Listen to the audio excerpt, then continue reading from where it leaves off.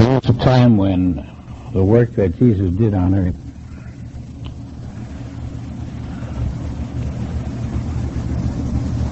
was very unusual to his men, his disciples, but it was more so in a different way to Paul. Paul was not only irate, he was incensed. And because of his anger, we received a tremendous learning, because he did too. It was his Damascus experience that made him see something that the world has not seen, that even students of mystical literature sometimes have not been aware of.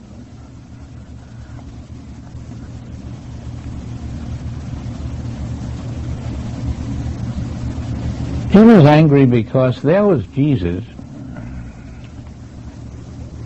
saying to a lot of his type of people who were Hebrews like himself, many things that inflamed them. And this man Jesus was such a bone of contention that he set out to kill as many Hebrews who had been converted, and there were others who were equally converted, to the doctrine of Jesus Christ. Paul didn't know him as Jesus Christ. Paul just knew him as a rebel, possibly a heathen, because Paul's religion was very intense and very specific. And it was when in Damascus that he had his out-of-the-body experience.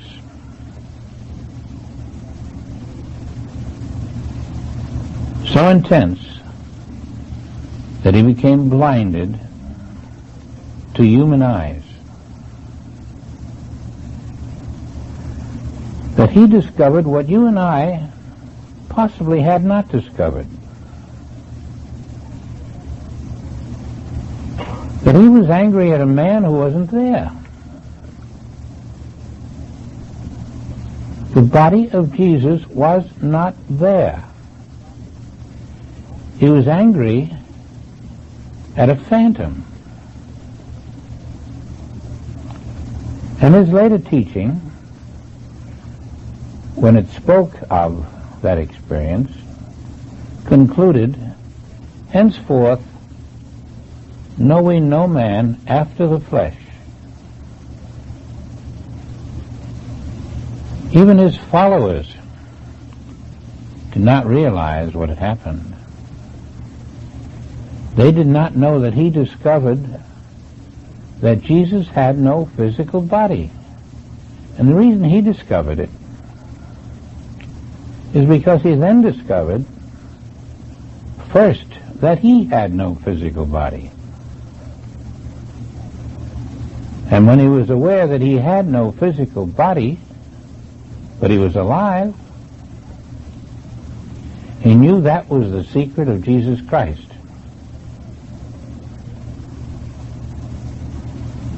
Henceforth know no man after the flesh. It should have become an international religion, or at least an international knowing. But if the truth were told today, there wouldn't be a church in the world that would be willing to say that's the truth, in spite of Paul, in spite of Jesus, and in spite of the work that Jesus did to establish that he, without a physical body, have been able to influence about 500 people, and then more, in the truth of his doctrine, and that he had done it even though the people thought they saw him when he came down from the mountain, when he lectured, when he appeared in the synagogues. If they were here now, if we were to tell them that he was never there, they were looking at the Spirit of God, and they were seeing a man.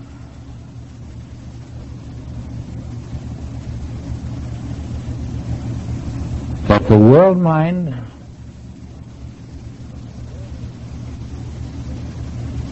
had veiled the spiritual self, and then the individual mind, acting on the knowledge of the world mind, had completed it, and now there was a physical man.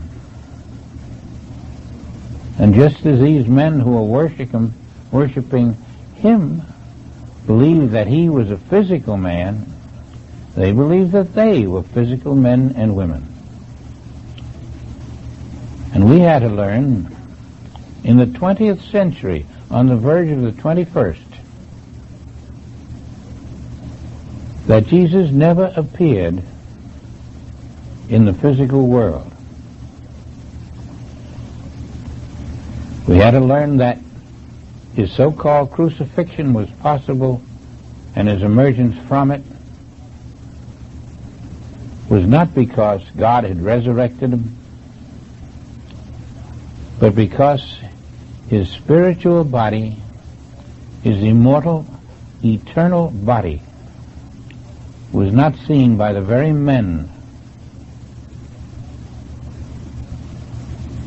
who sought his crucifixion and thought they had attained it. But what of that?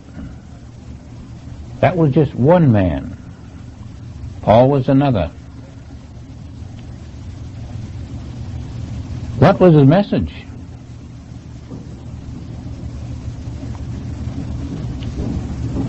Paul gave it to us. Henceforth, knowing no man after the flesh.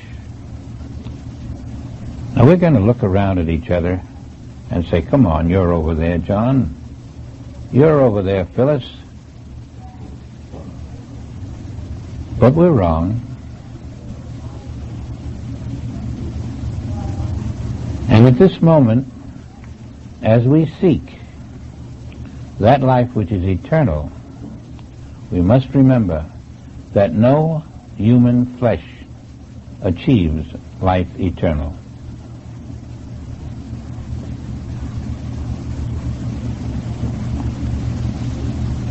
You have to walk back to your families and accept that they believe you are a physical being.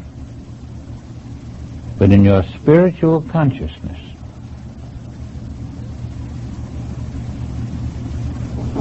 in the reality of you, if you wish to attain eternal life, you must know. And then you must prove that you know. That you are not in a body of flesh.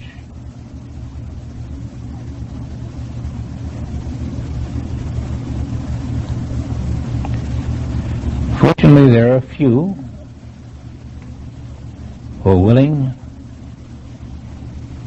to throw off the concept of flesh.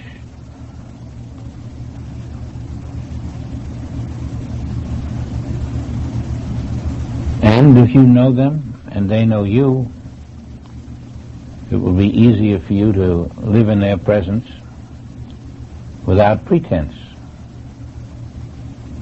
But in the main, your position in the world will have to be governed by the world belief that you are one thing and your knowledge that you are something else. And in addition, your knowledge that the world is something else.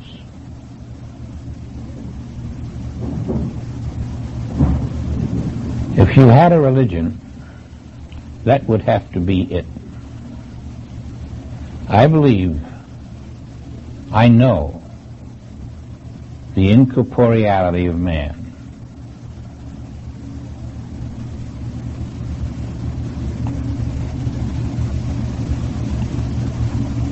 Now, the incorporeal man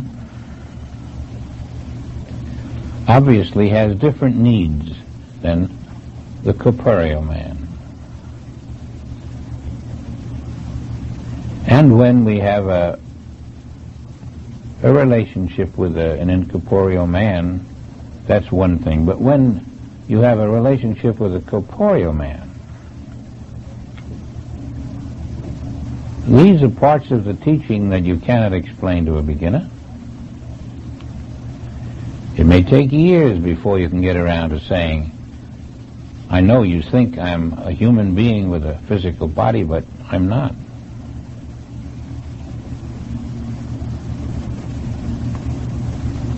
And yet, that must be your sacred truth.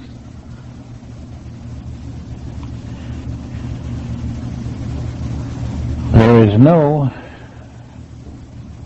corporeal man in the kingdom of God.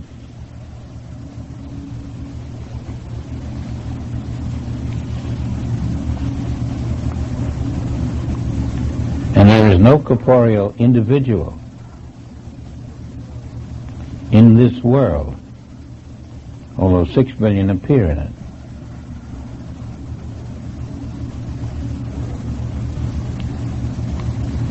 Now, what are you going to do with that?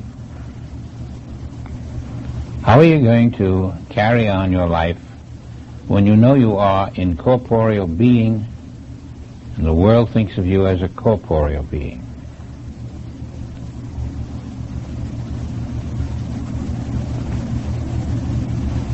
That's the task we all have. We have to walk through the corporeal world knowing none of it is there.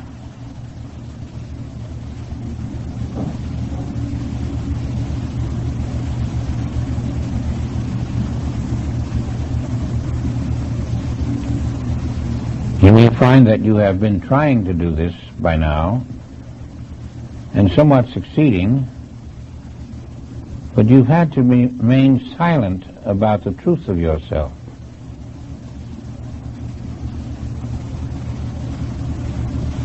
There was nothing you could say to anyone.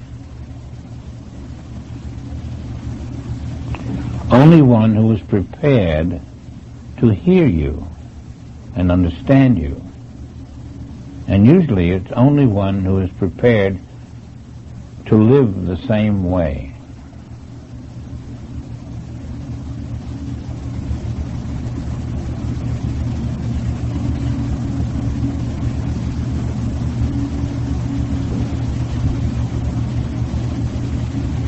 During catastrophes,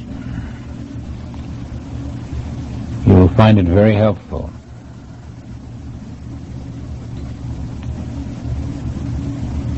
to realize the incorporeal nature of your being. During earthquakes, for example, if there had been an earthquake in the vicinity where Jesus or his disciples were, they would not have been hit. Their knowledge of their own incorporeality, which was truth, would have shielded them from the falseness of matter falling down. The world would have seen the matter. They would have seen the living spirit. Of course, that wouldn't happen exactly at a certain stage of their training, when they were still persuaded that matter was their life. But as he kept teaching them with the healings,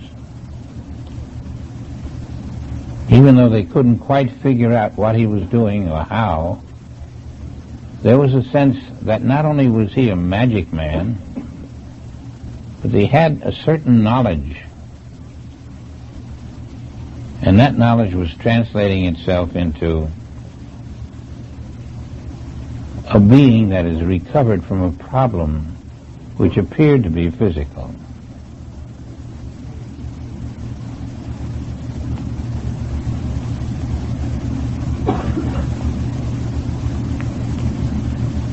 If you review his life, you see that many of the tests that he was put to involved his knowledge that the physical world did not yield to the man of spirit what the man of spirit required.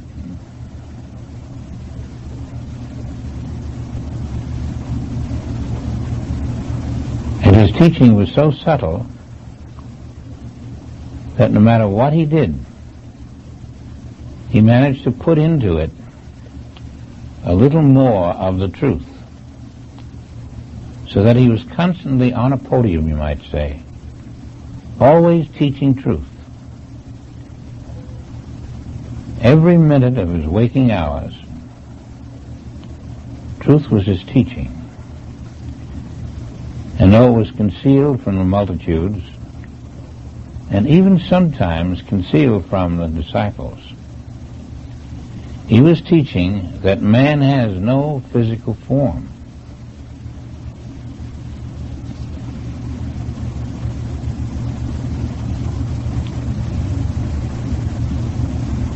And when he taught it, he disappeared and then reappeared elsewhere, because no physical form was everywhere. The everywhereness of man's incorporeal body is the truth of us now.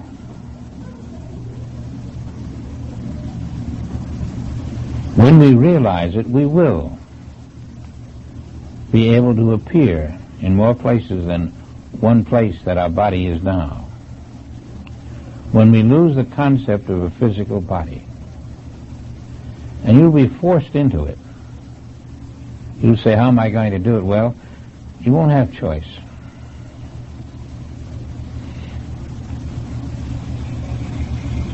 You might be in an earthquake.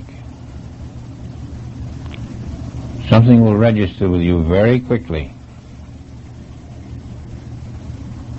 You might be drowning. Something will register with you very quickly. I'm not in this body. That may be the first time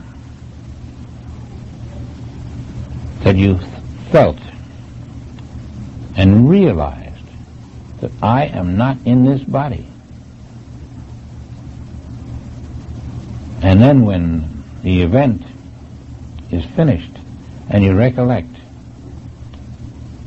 you may wonder, what did happen to me? I thought I realized I wasn't in this body. But of course, and then you'll wonder, was I? Am I? And you realize the only thing that saved you was the fact that you are not in the body. But you won't know, perhaps, that that's what saved you.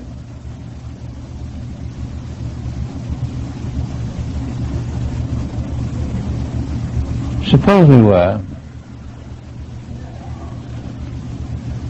in an airplane.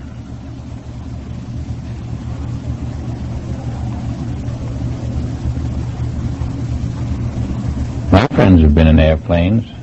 I have been in airplanes. You came here in an airplane. Did you realize while you were in the plane that you are incorporeal? Maybe some did, a few, but in the main, we all thought of ourselves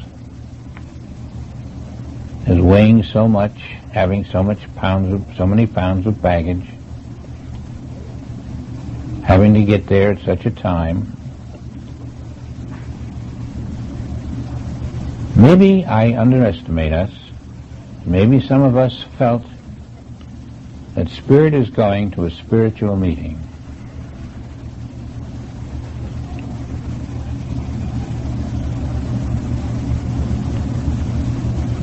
But you must remember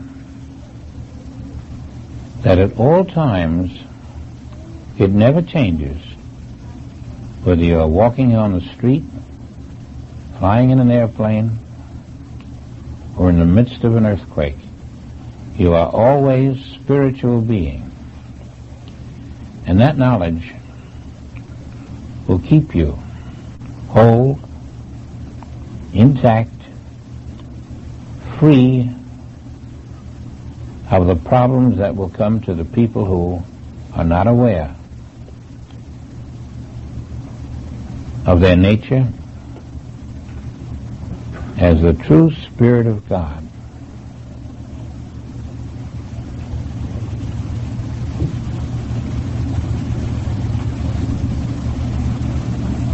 You can imagine God on an airplane being frightened by the descent of the plane. But I, spiritually, am learning that I am the Christ and that I am one with God at all times.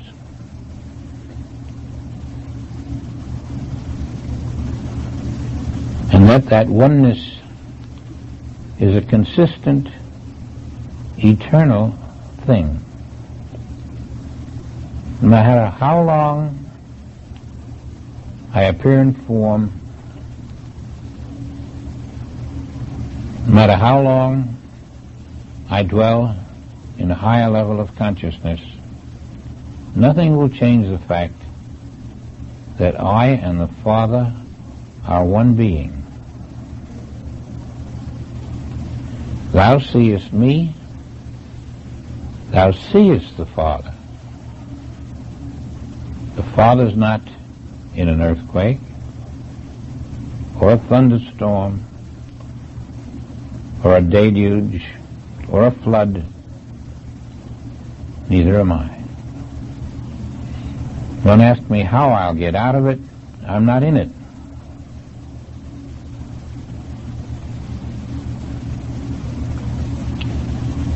Because I can have no experience that is not a God experience, except an untrue experience. And if I remember the truth, then that's the end of the untrue experience.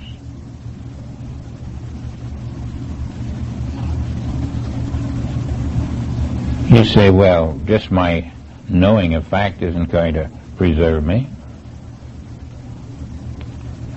That depends on how you know it. If your brain ticks away and it says to you, don't you know your spirit? You're just making a little entry into the truth. But when you know your spirit, it's because your soul reaches that realization, and the Christ mind which you have learned to submit to establishes the fact that your identity is one with God at that moment.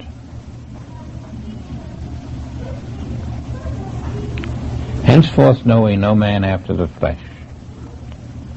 I know we've learned it, we've said it, we've repeated it to ourselves, but we're having this meeting today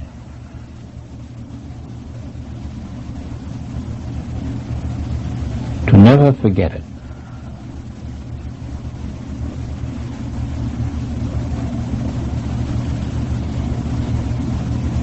God is not the creator of a stillborn baby.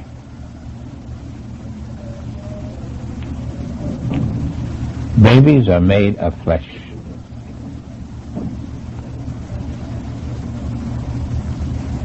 God is not the creator of stillborn babies made of flesh. What about other babies? They're also made of flesh. God is not the creator of babies.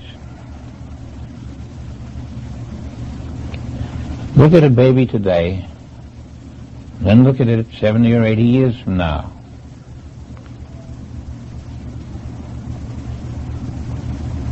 Today it bursts with life. Later, it bursts with death.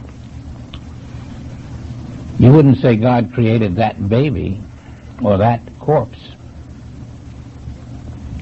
But at the beginning, when we see the baby, we think God must have created it. Look, it's so perfect. Don't be fooled. God is not the father of any baby in this world.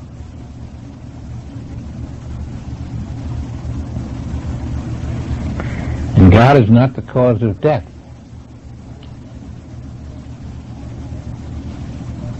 Because death is an illusion. No person, no individual, the spirit of an individual remains alive forever. All death on the earth since the world began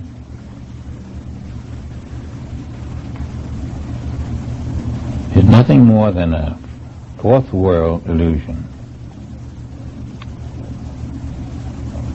And just as the corporeal person is not in the flesh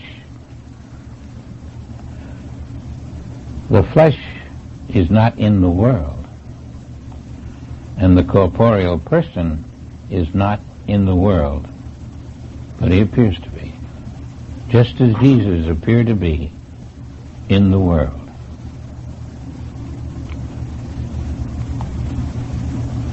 We were taking orders from a man who was not in this world.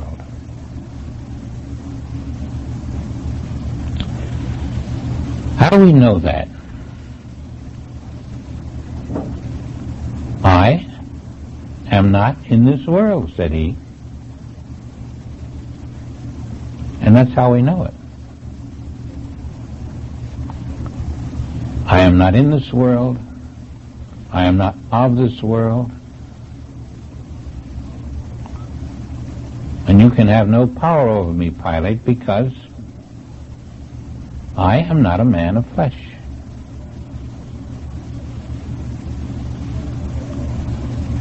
And if I could speak to you as I would like to, if you could understand, I would tell you the same, that you are not in this world, because you are not a man of flesh.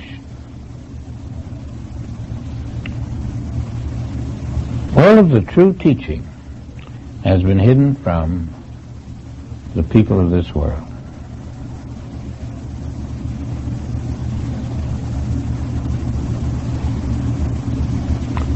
But now that we have it, now that some of us have enjoyed the truth before tonight, before today, what are we doing with it? I don't think our job is to run out and express it, say it to friends. I think our job is to demonstrate it. Not to demonstrate who we are, but to demonstrate the advantages of being who we are.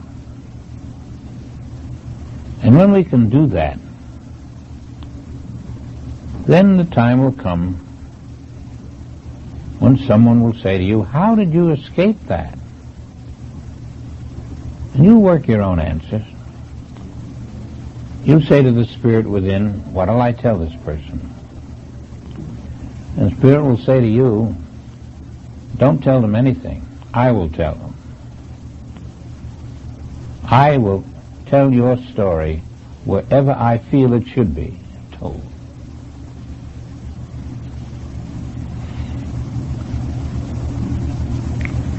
That's what we're about to do.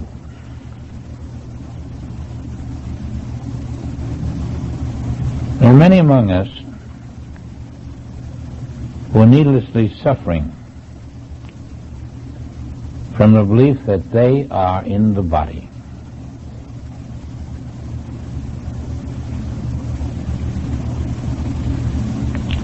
It would horrify them. It would simply astound them to know that they're not.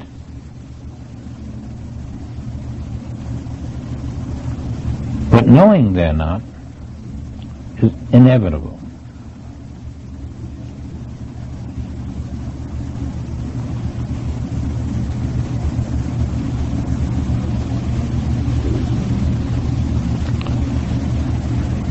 I'm reminded of an incident at LaGuardia Airport.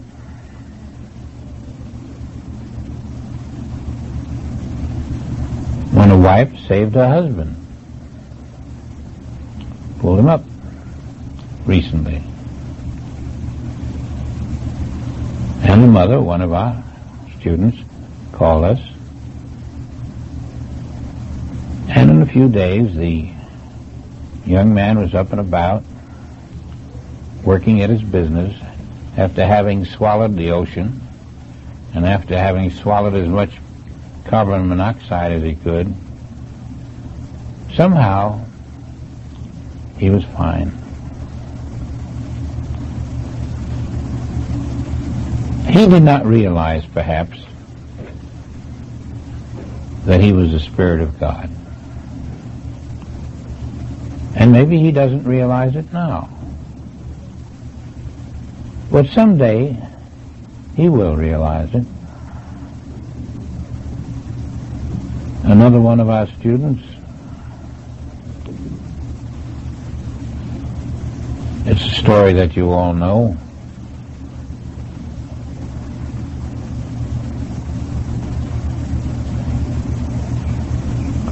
And it was a happy story now. And the people who saved this young man, who saw the truth of him, were 3 students who had gathered. They had phoned me, to be exact, but I wasn't available or there, and they had just come from one of our seminars, and he'd fallen off a roof.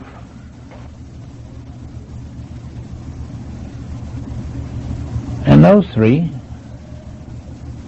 held him in the truth of his being.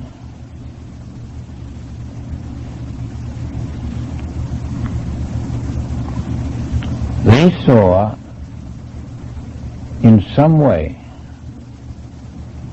that he was the child of God, he was the Spirit,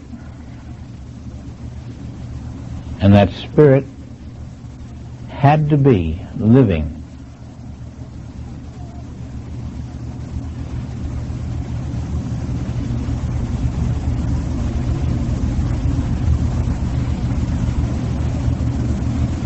But those are only a few cases that are known to us. There are so many cases in which we have either participated as individuals or have known about, and in some cases, the individuals not realizing their identity, thinking of themselves as material,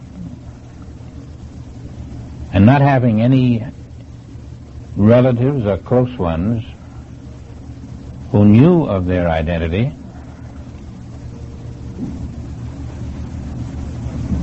had passed away from the human picture into an oblivion in this world.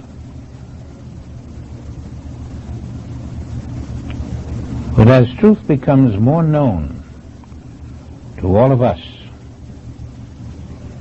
and to all of the people we work with and for, word will spread without our saying it that there is a force an infinite force, and that it has its outlet in each of us as we open our consciousness to know the truth. And ultimately, these individuals and the ones who benefit from it and then learn the lesson will equip this world with sure knowledge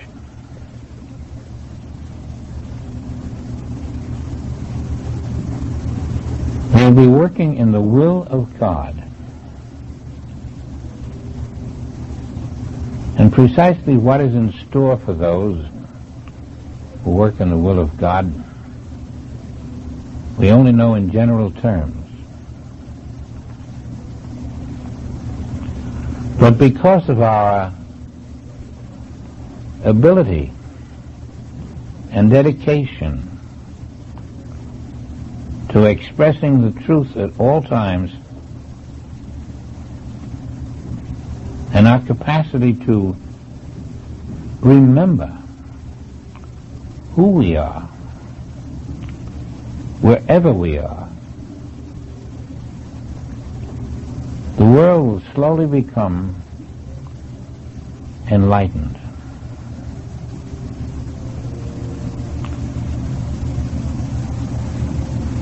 John said in one of his books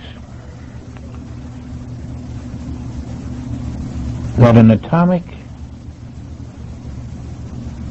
bomb was no problem to the Spirit of God. He said one who had the Spirit of God was safe because he would know that an atomic bomb has nobody to operate it. You might ponder that for a long time, and you might not like to see that test made, but Joel made that statement, I think it was in Attaining Mystical Consciousness.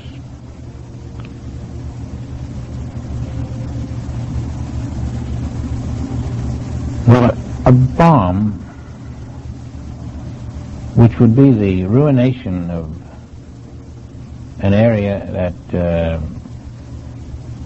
would make the thing that dropped over Tokyo look like nothing. Such a bomb today would be impossible in the presence of one, he said, one who is in Christ consciousness.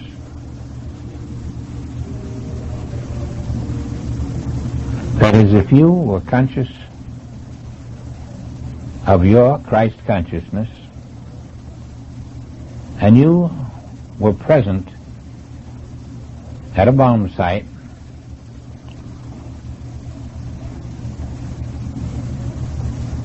at the release of such a bomb, you would find that the power of it would not explode.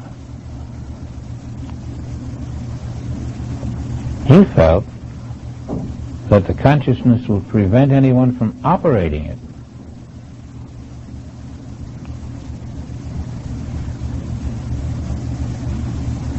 I suppose he'd be willing to put it to the test.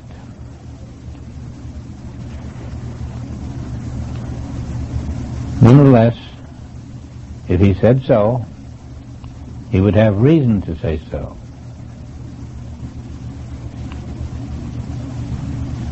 And we can assume from his statement that whatever the power of God dictates, that is a law on this earth. And if one has sufficient transparency to permit the operation of God law by his fidelity to incorporeality, his fidelity to the truth that you won't find any impurity in my being, I am not physical. I am not flesh. That one who knew this as the Christ must know it will be able to stand in the way of an atom bomb.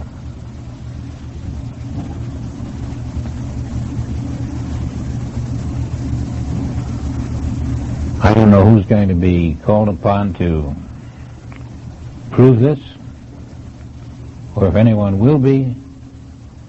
I just know that the voice of the Father has made the statement. And it's in print, and it's in the book, Attaining the Mystical Consciousness. It may be on page 14, I'm not sure.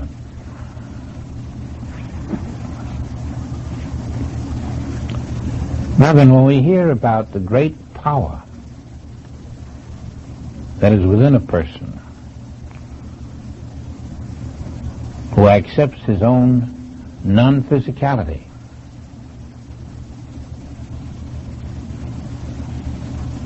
you must know that the acceptance of non-physicality, although it appears to be impossible, is also the acceptance of the spiritual body which has all power. The spiritual body which cannot be crucified.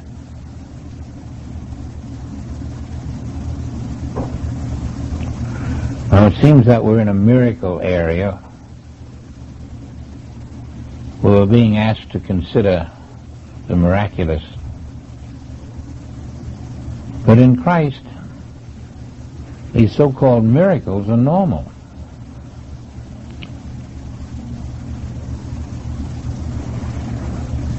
All manner of healing came through the Christ, who is not in the form. Can you imagine the Christ not in the form, bringing vision?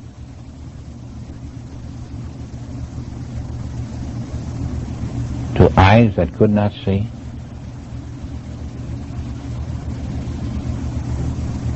That to us borders on the miraculous.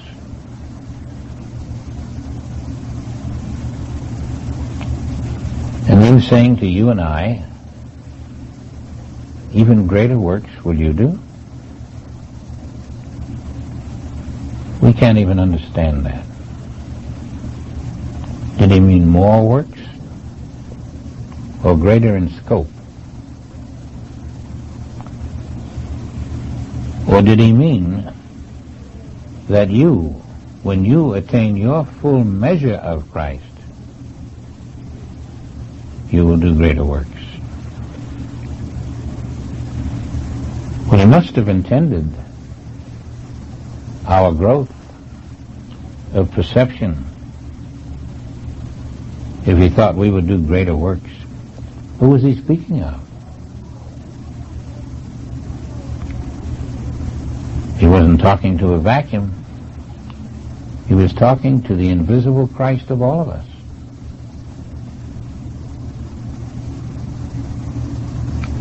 He was talking to the invisible Christ of his own disciples.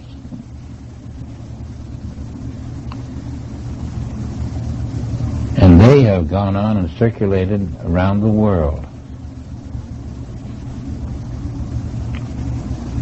spreading the gospel. But always the gospel had a finger to its lips for fear that people not being ready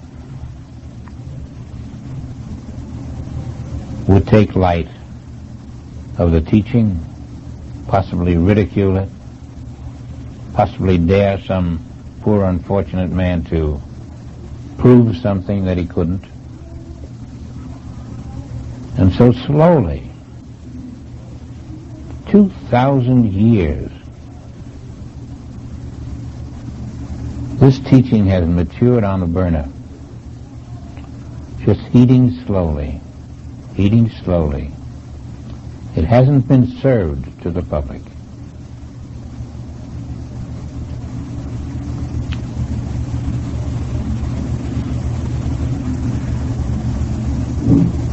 Each of us, therefore, coming into the Christ teaching, learning that I am not in the body, I am that self which is everywhere, though I do not realize it yet. I am that self which can perform greater things